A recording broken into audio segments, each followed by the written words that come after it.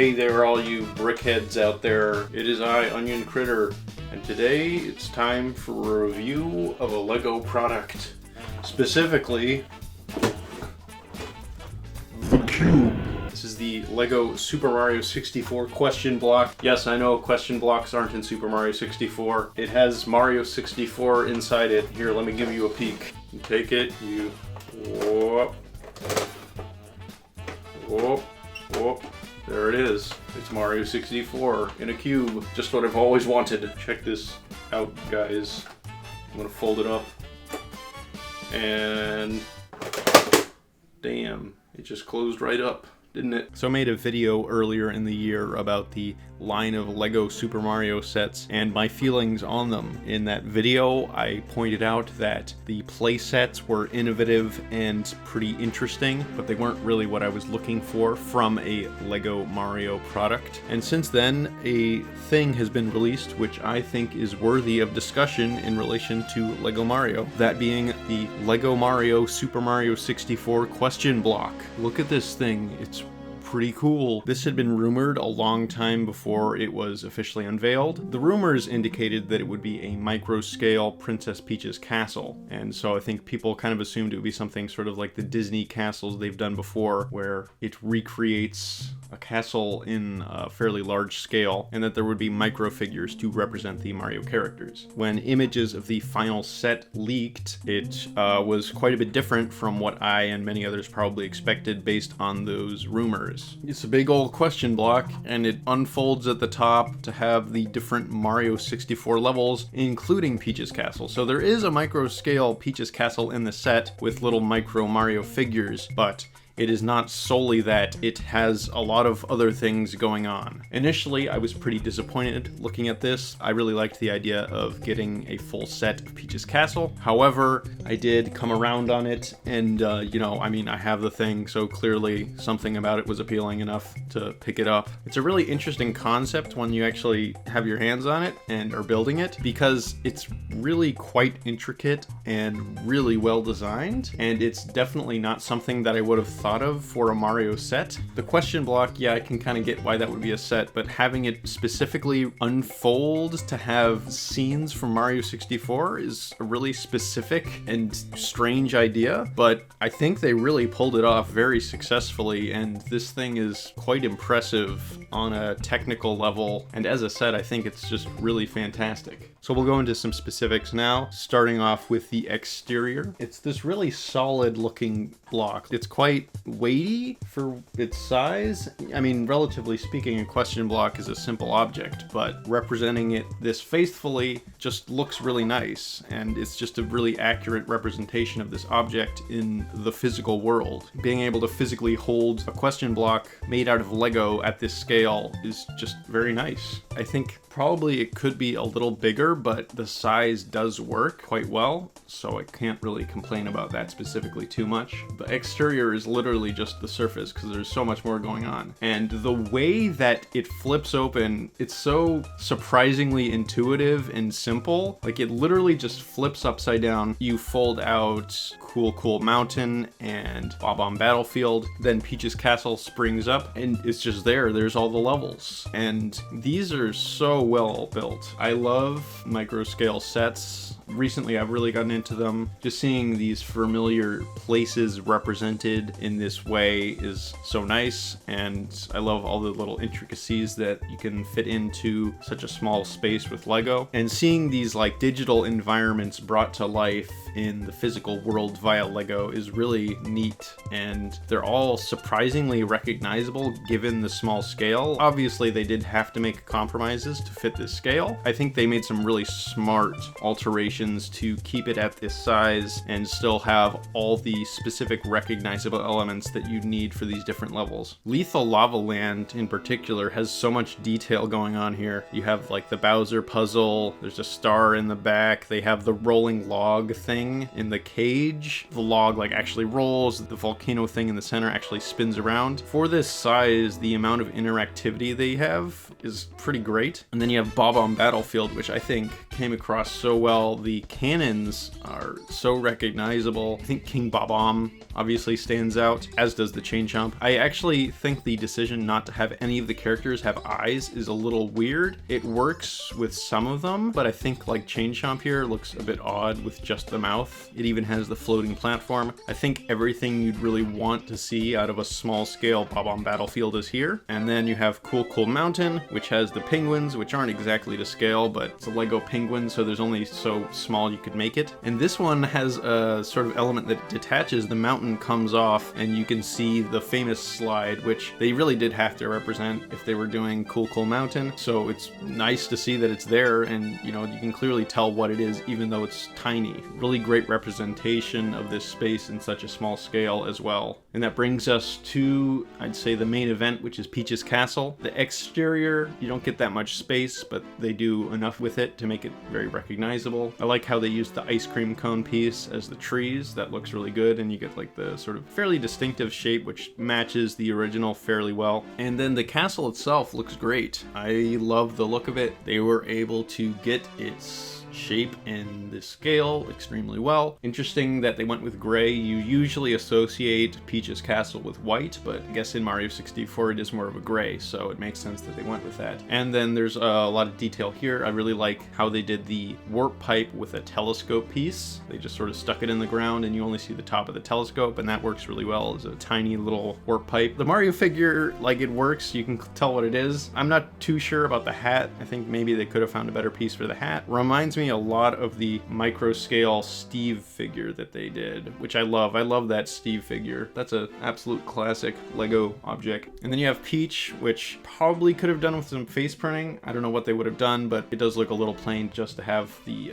tan brick as her face. I think maybe they could have done something there. And also, it's kind of weird how this is our first Lego Peach and it's just this weird little thing. So I think they could have done maybe a little more with that, maybe printing for the dress or something, just to give it a bit more spice. Lakitu looks really good. I love how they got the camera. Again, really simple. Like, the camera is just two pieces, but works very well. And then of course you have Yoshi on the back of the castle. That's great. I really like this Yoshi figure. I think that came out quite well. Yeah, they kind of had to have this, and they do. And then I love when you open the castle, there's quite a bit of detail in here. You get the front foyer with the black and white checkerboard pattern. Obviously it's not quite accurate. And then what's so amazing is the different paintings they have, and their position corresponds with how they're placed adjacently to Peach's Castle in this set. So you have Bob-omb Battlefield on the right, Lethal Lava Land in the center, and Cool Cool Mountain on the left. That's just another great detail. And having these paintings represented as 1x1 tiles is so great, and they look really accurate, and they have a good amount of detail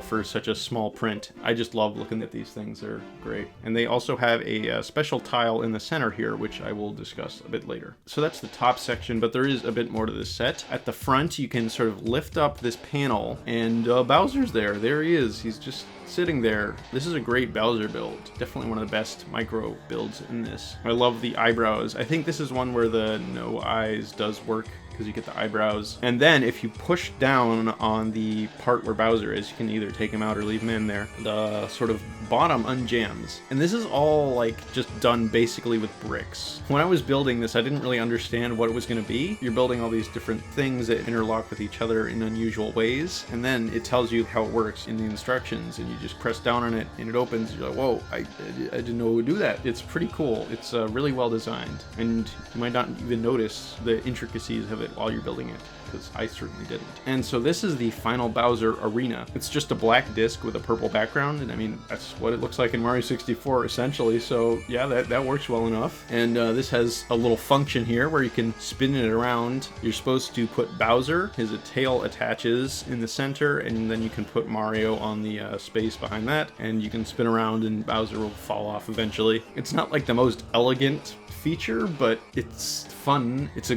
good inclusion for sure. So that's like the main build of the set. It's really well designed and very impressive. And this is a feature I wasn't too aware of before picking this set up, but It's actually pretty cool, and that's the Lego Mario electronic figure compatibility. I knew there was some sort of compatibility, but I wasn't really exactly sure what that meant. So experiencing it for myself was pretty surprising just to see how in depth they went with it. You scan this factory applied sticker in the center of Peach's castle, which still looks nice. So even if you don't have the electronic Mario figure, this piece is still something you're going to want to have in your set just because it looks really great and represents that center design in Peach's castle. With Lego Mario, you scan that, and then it gives you 10 different challenges to complete to get different stars. So when you first scan it, it plays the Peach's Castle music, which is just great. It's really fun to hear that coming out of the figure. I will say the different challenges you have to do are not something you'd probably be able to discover all of on your own. You're probably going to need to look some of these up online because some of the stuff you have to do is pretty weird and not intuitive at all. You do get some hints in the instruction booklet, but those aren't really enough to grasp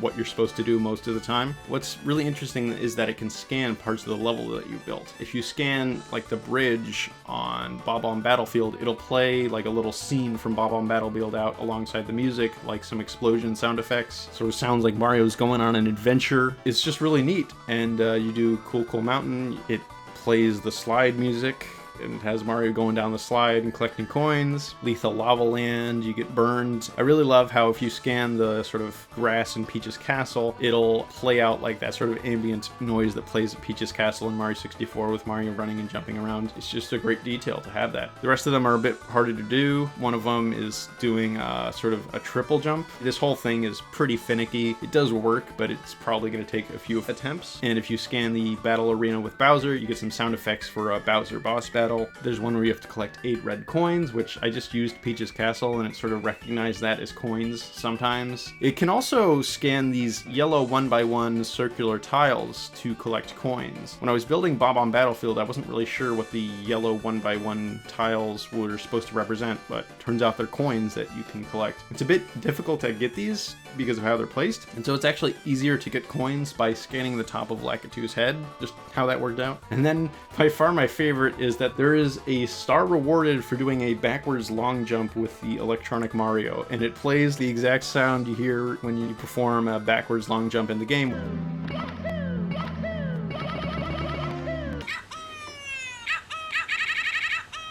And just the fact that this is included is really amazing and shows a great attention to detail. The fact that the people who made this are really big fans of Mario 64. It's not even like a proper mechanic, that's a glitch, and they've represented it here, which is just amazing. Like that's, you know, something that's famous in the speedrunning community, but like outside of that isn't super well known. A ton of people who've played Mario 64 would have no idea what a backward long jump is. It's kind of surprising actually, because this is an official, you know, Nintendo sanctioned product, and it has a backward long jump in it. It's just really funny that the backwards long jump was fixed in revised versions of Mario 64, like the one in Super Mario 3D All-Stars doesn't have the backwards long jump because it's based on a version of Mario 64 where that was removed, since it's a glitch. But it's in the Lego Mario question block set, so that's pretty funny. There's no real special reward for getting all 10 stars. It's just like an achievement you can do in your life, just something you can say you did. And it's just a fun detail, like especially being able to hear the music from these different areas. But after you've done it once, there's not like a whole lot of reason to go back and do it again. As an overall thing, an overall object, man, I am kind of in love with this thing. It's really well designed, the way it folds out to have these scenes in it. They do note in the instruction manual, they're like, yeah, we know that question blocks weren't in Mario 64. They're just like, yeah, well, you know, it's not really in the game, but you know, whatever. And that's kind of how I feel, because like if you're gonna have a block for Mario as a set,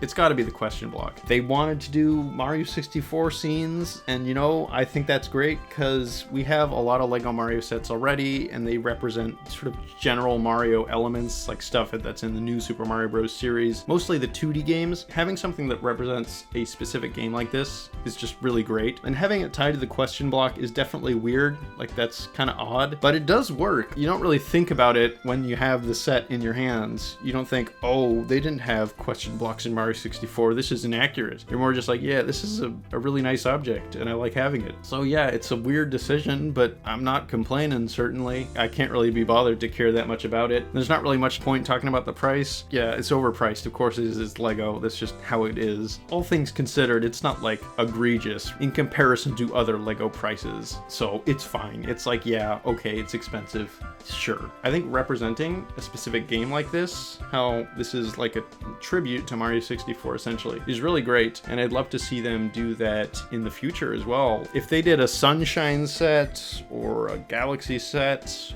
or an Odyssey set, like that would be truly fantastic. Even though there's already been a lot of Lego Mario sets, there's still, in my opinion, a lot of really great possibilities. There have just been so many different Mario games and elements in them which have yet to be represented in terms of Lego. And I have to say, just having a physical instruction booklet for this set is really nice. The general Lego Mario sets just don't come with them, and I get it. They want to encourage synergy with the app, but having the physical instruction booklet for like a set like this, which is a really deluxe product, is just nice. It has, you know, some information about Mario 64, you know, its relevancy, you know, just a few words from the designers. It's just paper, but it's nice. It just makes it feel a little bit more special. Again, I really want more Nintendo franchises as Lego sets. That still seems to be pretty far off, but a man can dream, can he? That's gonna wrap it up for my thoughts on this pretty fantastic little Lego set. I like it. Very good thing to own, I'd say, for me. Thank you for watching my review of this Lego set. Catch you later, my guys. Hey, look, I'm Mario. Ba-ding, ba-ding, ba-ding, ba-ding, ba-ding, ba-ding, ba-ding.